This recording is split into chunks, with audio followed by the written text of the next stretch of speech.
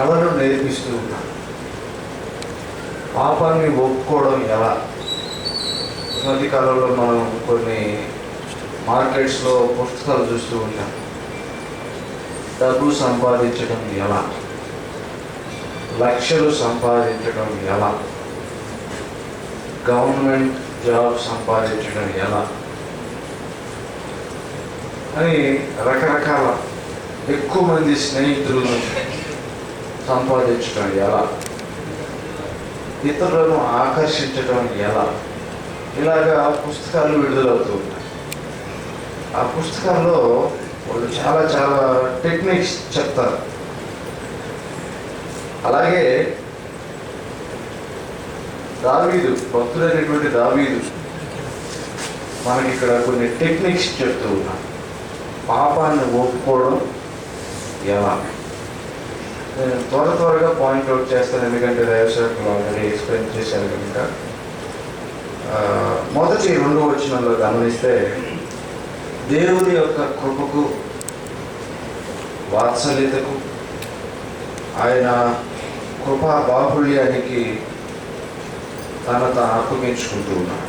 ఇంకా చెప్పాలంటే దేవుని కృపను, దయను, వాత్సల్యతను జ్ఞాపకం చేసుకుంటూ ఆ కృప దయను ఆధారం చేసుకుని నన్ను క్షమించమని,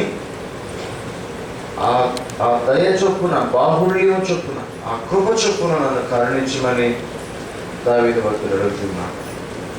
మనం పాప క్షమాపణ అడిగేటప్పుడు మొట్టమొదటిగా మనం ఎలాగో అడుగుతామంటే, దావీదు చెప్తున్న స్కిల్, ఆర్ట్ ఏంటంటే, మొదటి పాయింట్ దేవుని యొక్క కృపను, వాత్సల్యతను, ఆయన వాత్సల్య బాహుళ్యాన్ని దృష్టిలో పెట్టుకొని, ఆ బాహుళ్యాన్ని ఆధారం చేసుకుని క్షమించమని అడగడం. రెండవది 3-4 వచనాల్లో చూస్తే,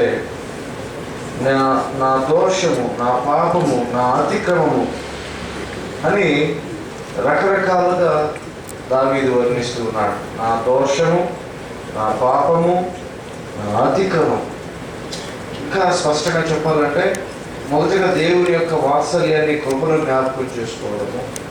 రెండవది మన యొక్క పాపాన్ని, దాని యొక్క వ్యక్తిగత లక్షణాన్ని బట్టి. దోషము వేరు, పాపము వేరు, అతిక్రమము వేరు. అంటే మనకి ఇంగ్లీష్ పదాలు కనుక చూస్తే ఇనిక్విటీ, సిన్, ట్రాన్స్గ్రెషన్ అని ఉంటుంది. అంటే ఉద్దేశపూర్వకంగా చేసేది, అతిక్రమించేదాన్ని మనం పాపం అంటాం. ఒక్కొక్కసారి అజ్ఞానపూర్వకంగా అతిక్రమించడం కూడా అతిక్రమం అంటాం. అయితే దోషం ఏమిటంటే, మనసులో పెట్టుకొని కూడా దాన్ని ఒప్పుకోకుండా చాన్నాళ్ళు అలాగే దాన్ని కొనసాగించడం దోషం అవుతుంది. ఈ దావీదు భక్తుడు అంటున్నాడు, నా యొక్క పాపాన్ని, నా దోషాన్ని, నా అతిక్రమాన్ని కూడా ఒప్పుకుంటున్నాను అంటున్నాను. 5-6 వచనాల్లో చూస్తే, నేనేమై ఉన్నానో, నేను ఎక్కడ ఉన్నానో అనేటువంటి స్థితిని గుర్తెరుగుతూ ఉన్నాను.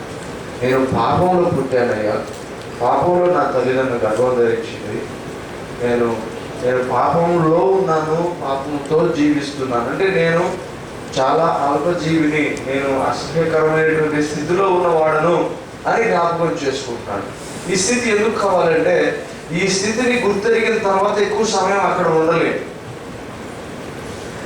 ఆ స్థితి మేలుకరమైన అనుకుంటే ఉంటాం ఎక్కువ సమయం. దావీదు గురించి దైవసేవకులు చెప్తూ మనకు చెప్పారు, దాదాపుగా 9 నెలలు పైబడి ఆ పాప స్థితిలో దావీదు కొనసాగినట్లేదు. ఎందుకనగా అది ఎంత నీచమైన స్థితిలో దాన్ని గుర్తెరగకనే ఎక్కువ కాలం అక్కడ ఉన్నాడు. అది ఎంత భయంకరమైన స్థితిలో గుర్తెరిగితే ఎక్కువ కాలం అక్కడ ఉండము. అందుకని దావీదు అంటున్నాడు, నా స్థితిని నేను గుర్తెరుగుతున్నాను. నేను పాపములో పుట్టాను, పాపములో నా తల్లిదండ్రుల గర్భమున ధరించను అంటూ ఉన్నాను. అప్పుడు 7-12 వచనంలో, 7 నుంచి 12 వచనాల వరకు చూస్తే, ప్రభువా నాలో నూతన హృదయాన్ని పుట్టించు, నన్ను నూతనంగా మరలా నీలో స్థాపించు. క్షమాపణ ఎందుకు కావాలి? ఒక నూతనత్వం మనలోనికి రావాలి. నూతనంగా మళ్ళా తిరిగి దేవుల్లో స్థాపించబడాలి, స్థిరపరచబడాలి, మళ్ళీ గట్టిగా నిలబడాలి. అందుకోసం క్షమాపణ అడుగుతాం. నన్ను క్షమించు అన్న తర్వాత నెక్స్ట్ టార్గెట్ ఏంటి? దాని రిజల్ట్ ఏంటి?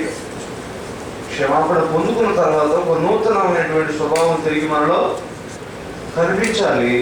ఒక స్థిరత్వం, పునరుద్ధరణ అనేటువంటిది మనలో కనిపించాలి. అలాగే 13 నుంచి 17 వచనాలు కనుక చూస్తే దావీదు ఒక తీర్మానం చేసుకుంటున్నాడు. నేను స్తుతిస్తాను, నా నాలుకతో నిన్ను ఉత్సాహగానం చేస్తాను, అలాగే నిన్ను గూర్చి నేను అనేకులకు బోధిస్తాను. నేను స్తుతిస్తాను, బోధిస్తాను కూడా. నా అనుభవాలను నేను చెప్తాను. నా అనుభవాల్లో నుండి కొంతమంది అపరాధంలో నుండి, అతిక్రమాల నుంచి తొలగిపోయే విధంగా, వారు తప్పించుకునే విధంగా నేను వారికి మాదిరి అయిన మాటలు చెప్తాను. అది దావీదు యొక్క తీర్మానం. పాపం ఒప్పుకునేటప్పుడు ఇవన్నీ అవసరమా అంటే అవసరమే. అవును ప్రభువా, నేను తిరిగి లేచినప్పుడు, నేను నన్ను ఉద్ధరించినప్పుడు, నన్ను మళ్ళీ తిరిగి నిలబెట్టినప్పుడు, నన్ను స్థిరపరిచినప్పుడు, నాలో నూతన హృదయం పుట్టించినప్పుడు తిరిగి నేను ఏం చేస్తానంటే ఆ నూతన హృదయం, స్థిరపరిచబడిన హృదయంతో నీ యొక్క సన్నిధిని, నీ యొక్క నామాన్ని నేను ఉత్సాహగానంతో నేను దీనివల్ల స్తుతిస్తాను. అంత మాత్రమే కాదు, కానీ నాలాగా అతిక్రమాల్లో అనేక మంది పడిపోకున్నట్లు వాళ్ళకి నేను త్రోవ చూపేవాడిని బోధిస్తాను.